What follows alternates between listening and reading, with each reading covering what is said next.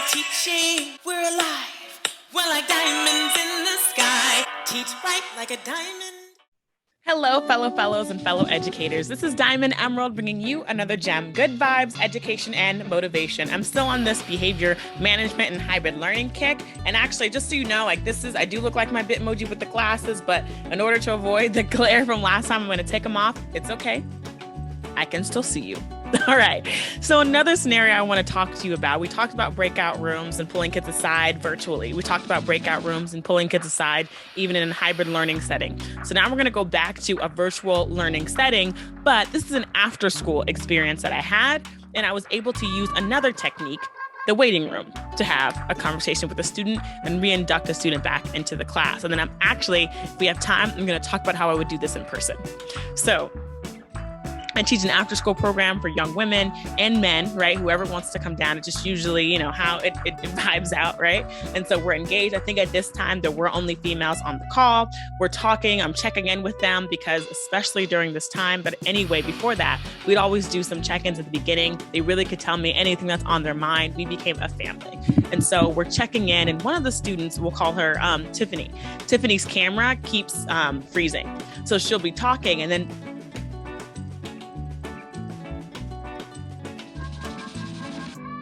right?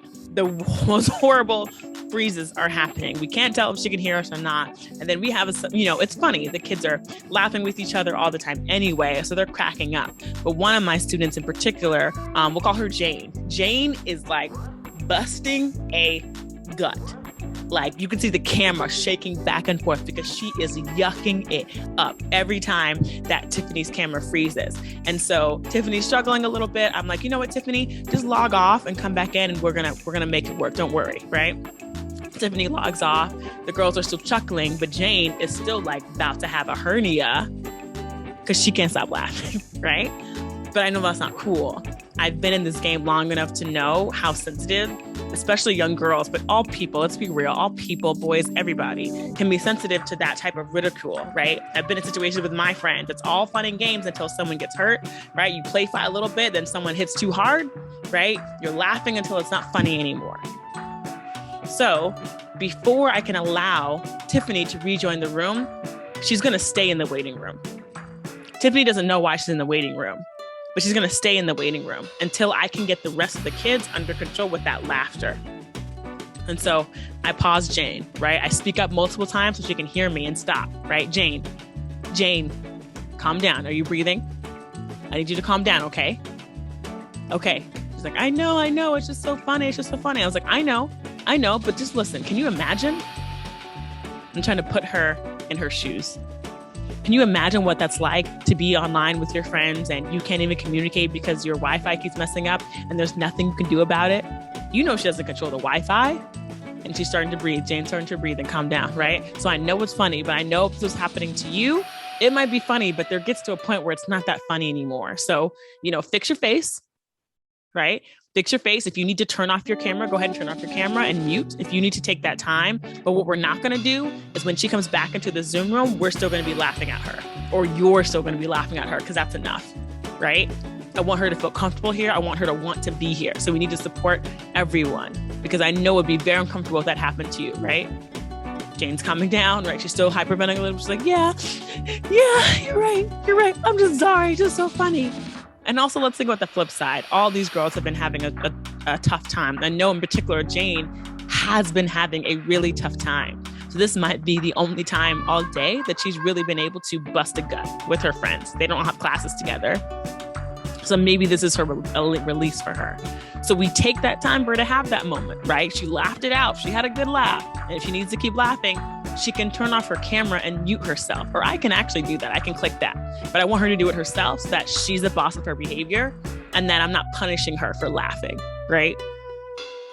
But in order to do that, I need to make sure that she understands what's actually happening in our environment, how Tiffany, could be feeling And even if Tiffany doesn't know, right? Maybe, sometimes Zoom glitches, it freezes. You don't even know people are laughing at you, but it's still uncomfortable, right? To be on mute, to be on frozen, right? So when she comes in, I want to make sure everything's cool and back to normal. So I make sure that Jane's okay, right? She stopped calming down. Everyone else is cool. Tiffany's been in the waiting room for no more than 5 minutes. I'm sure I know that, right? Because if it's too long, I don't want her to think that the class is over or that I kicked her out or something crazy. Let her back in. Oh, what's up, Tiffany? We good now? Beautiful. You freeze. Don't even worry, honey. If you need to come back in 10 times, I will let you in. I always say that in my classes as well. Doesn't matter how many times you get kicked out, always come back in. I got you. Don't even worry about it. I know you're trying. I'll see you in the waiting room. I'll get you back. In person, I had to do this a few years ago. It's a large class. It's an ICT class, which is an integrated co-teaching class where 60% of the students have been diagnosed with a disability per the IDEA sort of classification. And the 40% of the class, right? And 60% of the class has not been. It's a 60-40 split. And so, up to 12 students max can have. So, right, that's, yes, 60% of the class can have. So there was a student who was, diagnosed with a disability, but he talked with an affect. He talked a little bit differently. He expressed a little bit differently. And this is earlier in the year. And I can see like some kids start to laugh at him. And I see it, some popular kids, right? You can see it. They're looking at each other from across the table. They're starting to giggle. It gets a little louder, right? And I can see this starting to become a trend. I can see it becoming a trend. And I don't want that to happen. As of now, the student, right, I'll call him Jimmy didn't notice, right, that there was laughter going on. But eventually, Jimmy's going to notice that he's being laughed at. So I need to nip it in the bud right now. I'm not going to punish the kids, but I need to call out what I see because I'm a social person. I can see what's going on. I'm a special educator, so I'm looking at the needs of all of my students. And I know I need to handle this. So I quickly run out of the room. There's 2 of us. So I run out of the room. I go to my vice principal's office, who's not that far from me. And I explain, like, I need to get one of the students out the room so I can talk to the rest of the kids, right? Can I send Jimmy down here to get something from you? Or can I send Jimmy down here to you? She's like, yep, actually, I'll just hand him a fake file and have it and tell him that you need it delivered. I'm like, perfect, great. Come back to the room, kneel to quarterback with Jimmy. I tell him, hey, can you go to Miss Shalom's office and get something for me? I need it, right? He asked a clarifying question. I made sure that he was good, let him go. Look out the hall, make sure that he's far enough around so he cannot hear me. I am loud. And I tell the students, I see what's going on, and that's not okay, right? I know you don't mean it, right? I know, but some of you, right, you're laughing at him, and right now he doesn't notice. And I'm looking at my key kids in the eye. It's for everyone, but I'm looking at them in the eye. I'm not looking at them because they're bad. I'm looking at them because I understand what it's like to be laughing at someone and be the person who's being laughed at.